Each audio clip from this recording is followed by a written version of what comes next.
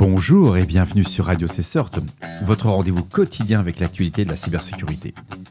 Je suis Marc-Frédéric Gomez, nous sommes le mercredi 4 février 2026, épisode 569. Et au sommaire de cette édition, un point sur le Cloud Security Posture Management avec une analyse du NCSC britannique sur les capacités réelles des outils CSPM face à la complexité des environnements cloud.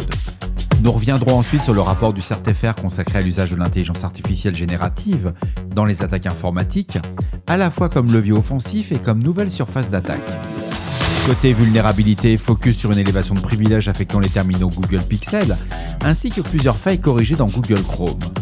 À l'international, la CISA a ajouté 4 vulnérabilités activement exploitées à son catalogue KEV.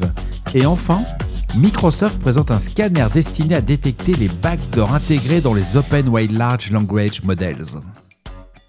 Selon un article publié sur le NCSC, la montée en charge des environnements cloud complexifie fortement leur sécurisation.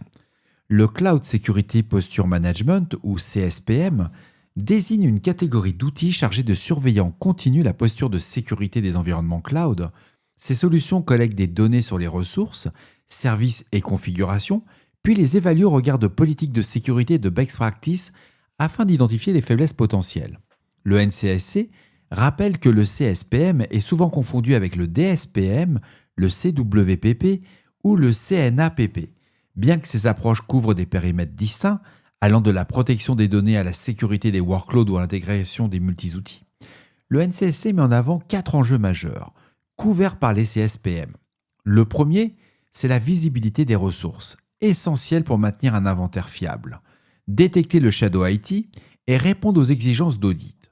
Le second concerne la détection des configurations mistake ou des misconfigurations, identifiées comme l'un des principales causes de compromission cloud, notamment dans le cadre du Shared Responsibility Model.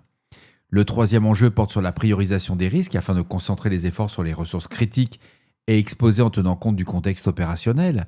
Et enfin, la rémédiation repose sur des recommandations guidées ou des actions automatisées idéalement intégrées au Workflow Infrastructure as a Code. Le NCSC souligne que le CSPM n'est pas une solution autonome, mais un composant d'un écosystème de sécurité cloud plus large devant être intégré au processus existant pour produire un effet durable. L'article est en anglais, c'est un peu dur à faire le résumé de celui-ci.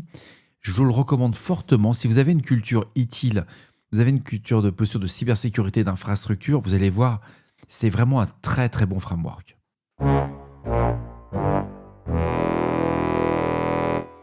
Selon un rapport publié par le CERT-FR le 4 février 2026, l'intelligence artificielle générative s'impose progressivement comme un nouvel outil exploité par les attaquants informatiques, quel que soit leur niveau de maturité. Ces technologies sont utilisées ou détournées à différentes étapes de la kill chain, notamment pour le profiling des victimes, la génération de contenus d'ingénierie sociale ou encore le développement de malware. Le CERT-FR précise que l'usage des modèles d'IA générative varie fortement selon le profil des acteurs. Les groupes les plus avancés les exploitent principalement comme un levier de performance et de passage à l'échelle, afin d'optimiser des opérations déjà maîtrisées. A l'inverse, pour les acteurs moins expérimentés, voire les opportunistes, l'IA générative constitue avant tout un outil d'apprentissage et d'assistance technique.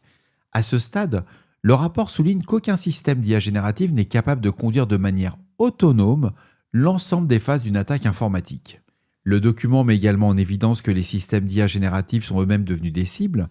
Les LLM, les Large Language Models, peuvent être exposés à des attaques par model poisoning, visant l'altération des données ou la diffusion de désinformation.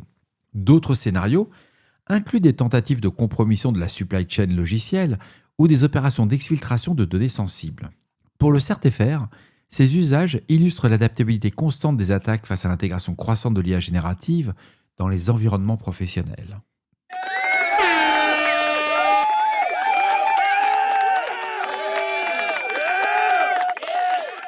Selon un avis publié, toujours par le CERT-FR ce 4 février 2026, une vulnérabilité affecte les terminaux Google Pixel, ne disposant pas du correctif de sécurité diffusé le 3 février 2026.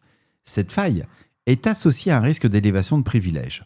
Le CERT-FR indique que la vulnérabilité permet à un attaquant d'obtenir des privilèges supérieurs sur un appareil compromis, ouvrant la voie à des actions non autorisées au niveau du système.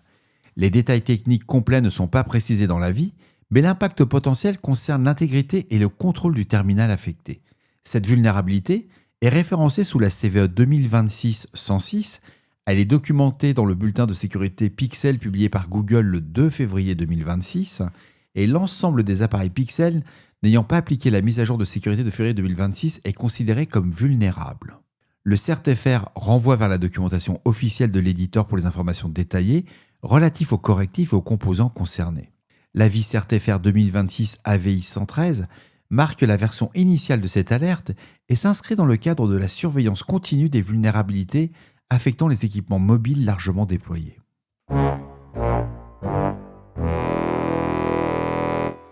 Dans ce second avis du CERT-FR, de multiples vulnérabilités ont été identifiées dans le navigateur Google Chrome. Ces failles concernent les versions antérieures à la 144.0 7559.132 pour Linux, ainsi que les versions antérieures à la 144.0 7559.132 et 144.0 7559.133 pour les environnements Windows et macOS. Le CERT-FR indique que l'éditeur ne précise pas la nature exacte des impacts de sécurité associés à ces vulnérabilités. Néanmoins, l'exploitation de ces failles pourrait permettre à un attaquant de provoquer un comportement de sécurité non spécifié, affectant potentiellement l'intégrité ou la sécurité du navigateur. Alors toutes ces vulnérabilités sont documentées par Google dans un bulletin de sécurité Chrome qui a été publié le 3 février 2026. Elles sont référencées sous les CVE 2026-1861 et 2026-1862. Aucun détail technique public n'est fourni à ce stade sur les valeurs vecteurs d'exploitation ou les composants internes concernés.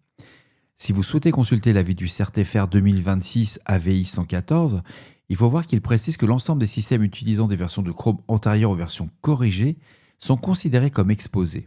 Bref, vous l'aurez compris, on ne réfléchit pas, on patch son navigateur.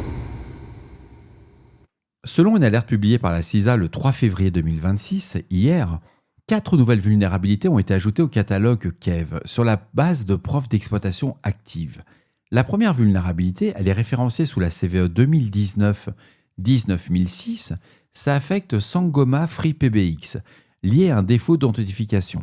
La seconde, la CVE 2021-39935, concerne GitLab Community Edition et Enterprise Edition et repose sur une vulnérabilité du type Server-Side Request Forgery ou SSRF. La troisième CVE 2025-40551 va toucher SolarWinds Web Helpdesk et repose sur une désérialisation de données non fiables. Enfin, la vulnérabilité connue sous la CVE 2025-64328 affecte également Sangoma FreePBX et permet une injection de commandes au niveau du système d'exploitation. La CISA précise que ce type de vulnérabilité constitue des vecteurs d'attaque fréquemment exploités par des acteurs malveillants et représente un risque significatif pour les environnements fédéraux et les entreprises. Selon Microsoft, un nouvel outil de détection permet désormais d'identifier des backdoors intégrés dans des Open Weight Large Language Models. L'annonce a été faite le 4 février 2026 par l'équipe IA Security du groupe Microsoft dans un rapport relayé par The Hacker News. Microsoft explique que les LLM peuvent être compromis soit au niveau du code, soit au niveau des model rates, c'est-à-dire les paramètres internes qui gouvernent le comportement du modèle. L'un des scénarios clés est le model poisoning, une technique qui consiste à insérer un comportement caché directement dans les poids du modèle lors de l'entraînement. Ces modèles compromis agissent comme des sleeper agents en restant inactifs jusqu'à l'apparition d'un trigger spécifique. Et les chercheurs indiquent avoir identifié 3 signaux observables permettant de détecter ces fameuses backdoors.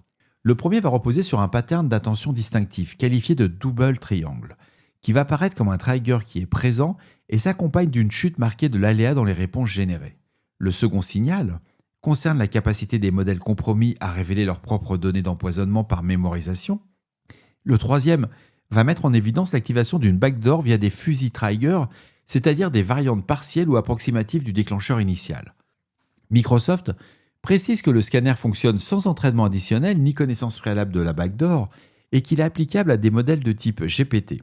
Toutefois, l'outil reste limité aux modèles accessibles et aux backdoors basés sur des comportements déterministes. C'est à lire, c'est intéressant.